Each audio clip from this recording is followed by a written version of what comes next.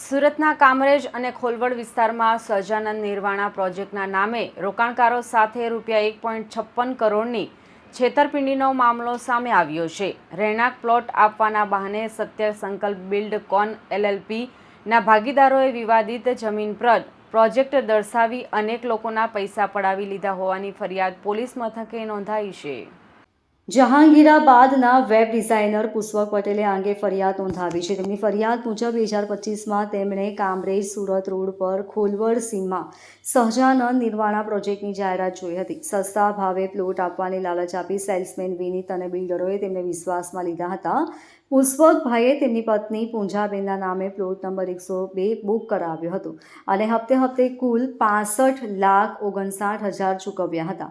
બિલ્ડરોએ આ રકમની નોંધ ડાયરીમાં પણ કરી આપી હતી। જોકે પુષ્પકભાઈને ત્યારે આંચકો લાગ્યો જ્યારે પેપરમાં એક જાહેર ચેતવણી પ્રસિદ્ધ થઈ।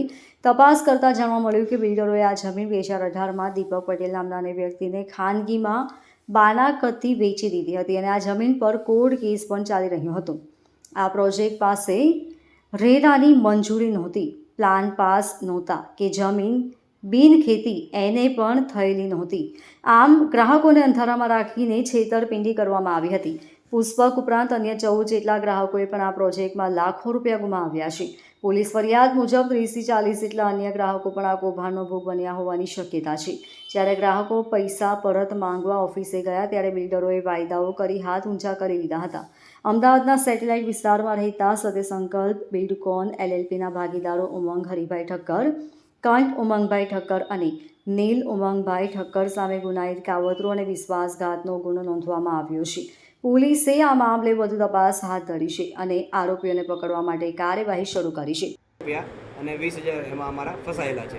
અત્યારે બિલ્ડર અમને કોઈ જાણકારી આપતા નથી, ક્યાં છે વાત નથી કરતા અને આમાં જમીન માલિકોના વિવાદમાં અત્યારે અમે લોકો ફસાયેલા છીએ।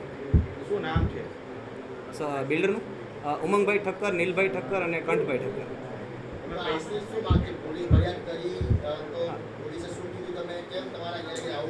ઓકે, પોલીસ ફરિયાદ થઈ ગઈ છે। પોલીસે અમને કીધેલું છે કે હવે અમે કાર્યવાહી કરીએ છીએ અને જે કલમો લાગતી હોય એ કલમો લગાવીને અમે પણ અમારા એડવોકેટશ્રીને બતાવી લીધેલું છે। તો કલમ પણ સારી ઉમેરેલી છે, જે છેતરપિંડી થયેલી છે એ પ્રમાણે, અને પોલીસ એમને લઈને પોલીસે કીધું કે અમે કાર્યવાહી કરી લઈશું એમને લઈને।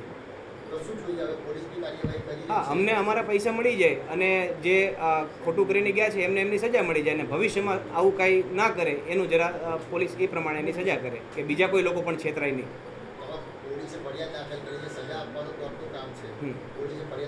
હા, પોલીસે ફરિયાદ, હા બસ અમને લોકો અમારા પૈસા પૂરા થઈ જાય અને જે કાંઈ એમાં ચાલતા હોય કોર્ટ કેસ ને એ બધું જમીન માલિકોનું જે ચાલતું હોય એ ચાલે, પણ એનાથી અમારે શું છે, અમને તો અમારા પૈસા મળી જાય એટલે અમે છૂટા થઈએ।